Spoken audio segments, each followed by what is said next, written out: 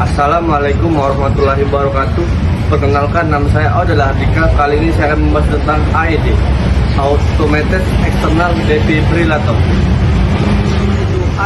AED atau Automated External Defibrillator adalah sebuah alat medis yang dapat menganalisa irama jantung sehingga secara otomatis dan memberikan kejuran listrik untuk mengembalikan irama jantung yang jika dibutuhkan.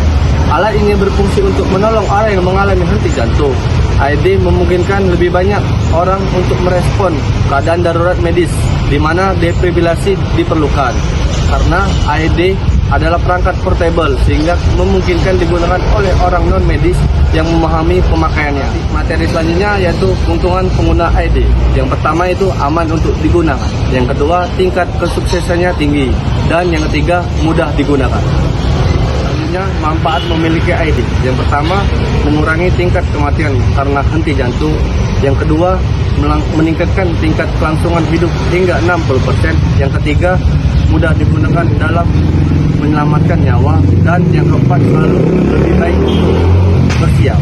Jadi selanjutnya yang kita bahas yaitu prinsip kerja AED. Pada dasarnya, kerja AED adalah memberikan stimulasi energi listrik dalam satuan joule yang dihasilkan dari mesin defibrillator yang dilengkapi dengan baterai, sehingga disalurkan melalui elektroda pedal defibrillator yang telah dilengkapi dengan tombol charger yang dapat digunakan untuk mengisi energi yang ada. Juga dapat tombol defibrilasi untuk melepaskan energi listrik tersebut.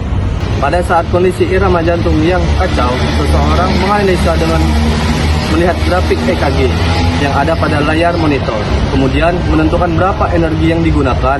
Kondisi ritme jantung yang kacau tersebut dikejutkan melalui simulasi energi listrik yang ukuran tertentu. Hal ini yang memungkinkan dan membuat jantung memulai irama dengan sinus normal.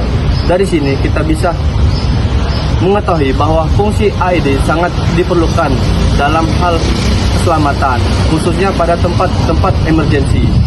Selanjutnya, jenis-jenis AED berdasarkan fitur kerjanya.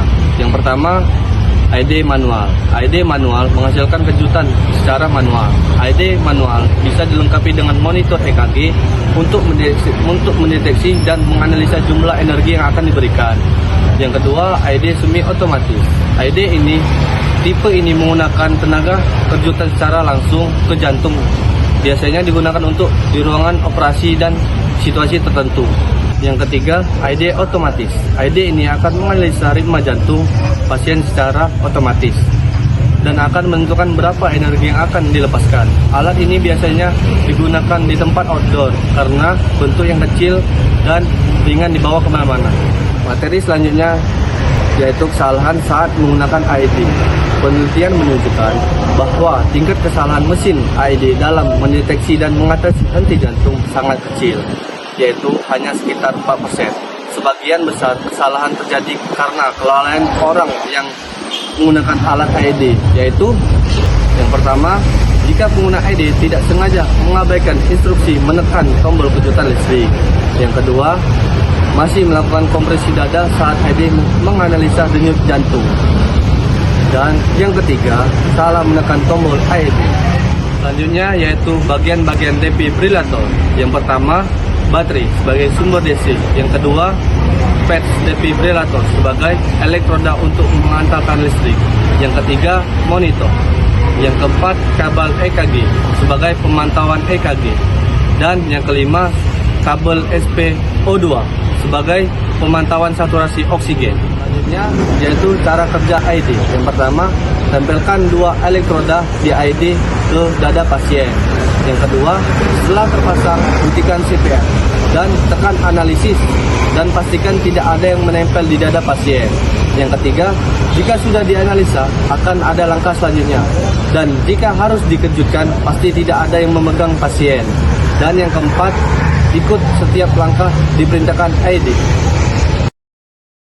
Dari materi AED ini dapat disimpulkan. Yang pertama, pasien ditempatkan di tempat yang kering dan jauhkan dari genangan air dan tempat yang aman dari kejatuhan benda dari atas. Yang kedua, jauh dan aman dari bahaya lingkungan dan manusia. Dan yang ketiga, memahami prosedur CPR sebelum melakukan AED. Yang keempat, memahami segala bentuk risiko mengaplikasikan AED. Yang kelima, memahami segala bentuk perizinan kepada tim medis terkait AED. Yang keenam, memahami peluang keselamatan melaksanakan AED. Dan yang ketujuh, pelatihan berkala.